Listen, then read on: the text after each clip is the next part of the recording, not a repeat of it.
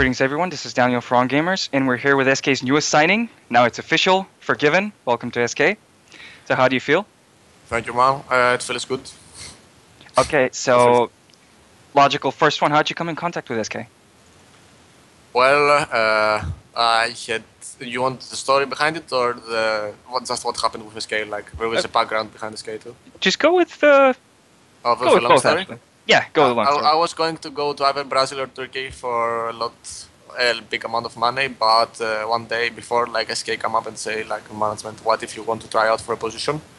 And I had to play like 3 or 4 months competitive since like June, I think, or something. I try out for a day, and the next day I'm in.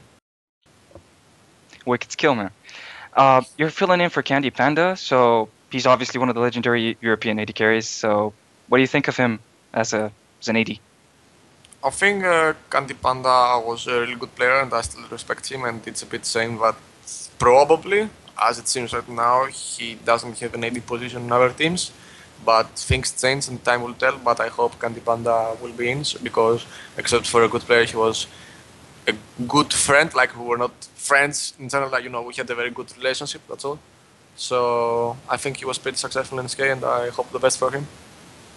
During your time in Copenhagen Wolves, you played against the SK bot lane. Any impressions back then? I think they were not that good, but they were not like worse like Millennium bot lane, I think. So they were like middle of the pack. Like they admitted to that they had synergy problems, or after a while their chemistry or the communication or whatever was not in sync. So it was a pretty obvious reason why they were pretty not so good. So you can just say that they were not the best, but they were not the worst also. As a former colleague of mine, I like to go chronologically through things. So earlier this year, you released a Reflections interview, and you said that 4 out of the 8 AD carries in the league were good, which kind of defeats the purpose. But Europe. now, in Europe, sorry, my bad. Now you're back in again, and we have Reckless. We're gonna have potentially Niels. This new influx of new blood coming in. Do you think that opinion will still stay? Is Europe really good with AD carries now? I don't know. I judge people based on what I have seen playing them against, and in general, like I judge all those the guys because, as I said before, I played against, and like new players should come. It's eventually like a evolution, Like years pass, time passes, like motivation drops, like skill drops, like we get old and stuff. So I expect new people to come. I don't know if it's going to be Niels or whoever other European wonder kid, 16 or 17 years old, is going to be inside. But I certainly hope that the level goes up, at least in comparison to the level that was in Spring Split. To me, at least, you're known as a very aggressive player. Like, in your face, you like to trade, you like to fight. How would your style fit with SK? I will try to offer the same things I offered to Copenhagen Wolves, but if it doesn't work out, because it also depends on the chemistry or the synergy or however you want to call it, stuff you have with your support, then I guess I have to find another way to be famous for, or not me, I mean in general, like have something to offer your team so they can rely upon you.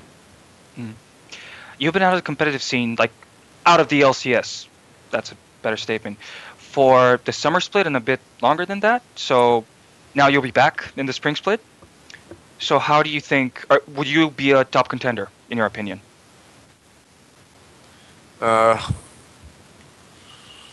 I think not only this, but it's also the fact that the game is going to change big time, like minimap, dragon, baron, objectives, towers, jungle. There is so much stuff going down, which I don't have control over in general. I can't have an opinion since like it's the first day the new patch got released, and I have no idea, honestly. So I just we have to play, we have to get used to it, and I think if you ask me this question like week 3, week 4, then I can totally answer. But right now, if I answer it, I honestly have no idea how to. Yeah, remember that. I'll be back in week 3. You should be on. Okay. After post-Worlds, the game kind of shifted, and we see a resurgence of your favorite Graves. Then we have Sivir. So what do you think of the AD carries in between, post-Worlds? Well, right now it seems like the top 4 is like, at least in my opinion and what I see in Europe, being like the favor of the month. Like Gorky is number 1, and then goes like Lucian, Graves, Ezreal, and somewhere in between like Twitch. I sincerely hope the new AD carry like Kalista, which I haven't played, is a success. Like it meets the same success as Lucian, because when Lucian got out, nobody played it. But after a month, you saw every single almost possible AD carry playing this champion. As of yet, like I just want like, for me, Kog'Maw is out and it's good. Like this champion is the champion that should be focused to be nerfed. In my honest opinion, like the only reason that it's not being played is like assassins and picks like Malphite and stuff or whatever. Like like this insane gap closes that can kill you in a second. Otherwise, like Kog'Maw is a champion like who can destroy you early, who can destroy you mid game, who can destroy you late game. He has no weakness except his mobility. I remember reading in your AMA a long time ago that you were never play Kog'Maw. Is that still the case? Yeah, I will never play Severe. I consider these champions like not challenged at all, and like for example, Severe is for players that are not so mechanically good. Like it depends. It requires nothing to play Severe almost. And Kog'Maw is like a champion that needs like buttons and like fingers, but it's really overpowered. That's all. Okay. Is there a bot lane duel or a certain AD carry you really want to face now in the spring? I think I would like to face Rallis in his support because I really admired Rallis for his. I said meant I admired Rallis for the fact that he was really aggressive and he was tryharding a lot in general, aside of his team's failure. And he was like, he had good relationship with him. Like we were exchanging information and stuff really often. So I hope he finds like, for example, same or better succession in lane phase at least than Mixa, for example. And I just hope this guy finds a good team and a good support to play. What's the difference between Forg1ven and the Copenhagen Wolves and Forg1ven and SK? Personality-wise. Well, the only difference is that again it starts from zero. Like I was in CW for like 5 or 6 months before BLCS. Like I knew the team. Right now I'm like less than a week in on the team, so I don't have that much insight. And like I try to get along with the players. I become friends with someone. I'm trying to become friends with someone. So except that, I think the only difference is that I lost some hair too. So I don't actually know how to answer it. That's fine.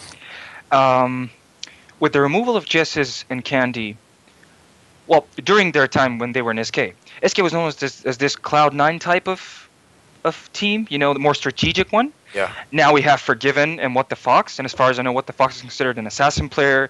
You are one of the premier European AD carries. Are we going to see a shift towards a more aggressive SK, a more lane-dominant SK, in your opinion? I think that the SK organization wanted to, if players were going to change, which indeed happened, as we also, like the only reason is that SK want to go higher and actually want to win or at least finish second, or I don't know actually. Like I think as Forg1ven, like aside, because I don't know like SK that much at the moment. So if I was going to judge, I would say what I said before. So I just think that they just want some mechanical updates and some fresh blood. Like the Fox is like 17 years old and he's hailed as one of the best, if not the best, challenger mid laner. Like I won't speak for myself, I'll let others do it. So I just think that SK wanted to refresh the squad a bit and aim a little higher. That's all. Okay, so with the preseason changes in full force, is there something you would like to see implemented which would affect the bot lane dynamic in a certain manner, which you would find good? Any changes to bot lane in general? I would like to see a boost on Bloodthirster and a nerf on Infinity. Bring back Season 3.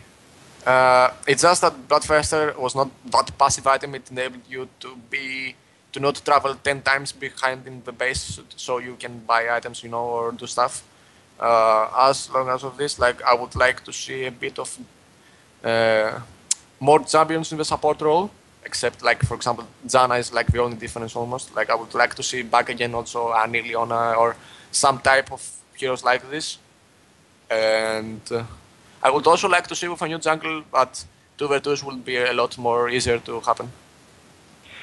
Is there a change which would only benefit you? If you could make one, like that would only benefit you. For bot lane or from what aspect? Only bot lane. Let's go for only bot lane.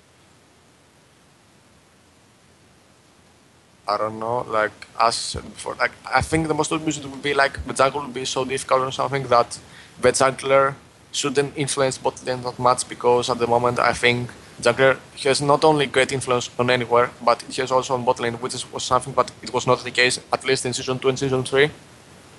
And like I would like to see Ramus being banned or stopped every game. I don't know. I consider this champion a bit toxic. Okay, LCS is moving to Berlin. What do you expect of the Berlin experience? I expect it to be better than Cologne. At least I was not a fan of like the whole situation, you could say. Like the studio was good, like Riot did a good job. I think like the staff was good, but you know, in the end, it's just what you want to go to new cities, right? You want to explore Europe, you want to explore the world. So going to another city and having a refresh, as I said before, like it's LCS hosts. Cologne hosts the LCS, like first in the ESL studio, now in the studio that we are going to live, and now it's going to Berlin. So I'm really fan of it. I hope that Berlin is more fun here at least. Okay. Yesterday there was an announcement from Riot which said that the coaches are now fully recognized. There will be money for them. So as far as I know, SK parted ways with their sports psychologist, and Incarnation is no longer in SK. So can you give us a bit of details about the supporting staff of the team? I have no idea who we have as support staff right now. I think we have a manager. Okay. We are going to have, I think, a sports psychologist again, as far as I know. Wait. And as I was being informed like right now from the control, Okay. 2 analysts too. 2 analysts as well. Very well. Very well. I guess they will compensate for the coach role if we are not going to hear coach. That's not up to me. So I think these are going to be the changes that SK will add. Okay. Well, thank you very much for the interview, Forg1ven. The last Thank words you are too. yours. If you want to say hello to anyone. No, I thank all gamers and thank you for having me. No problem. You can check the rest of our coverage at ongamers.com.